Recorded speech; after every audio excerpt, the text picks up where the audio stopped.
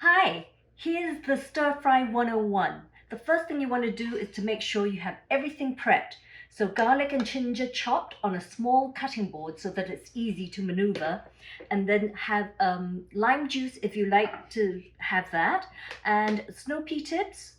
Have your vegetable ready, washed, drained really well. You want to always start off a stir fry completely dry. Okay, we're going to start off by switching on our gas to medium-high. And the minute you see a wisp of smoke, you're going to add 3 rounds of oil. And I like to use olive oil for high heat cooking. 3 rounds, 1, 2, 3. Immediately add your garlic and ginger in.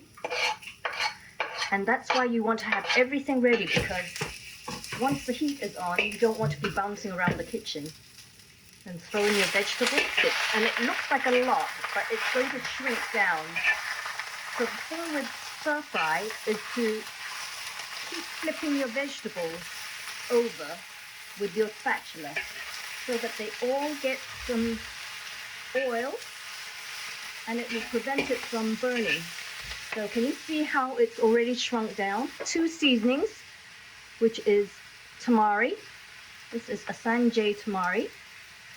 So just a few sprinkles, and then medium drinking sherry, and some lime juice. Give it a quick swirl, and it's done. Let's add that to your plate. With just 2 seasonings, that's all you need for a stir fry.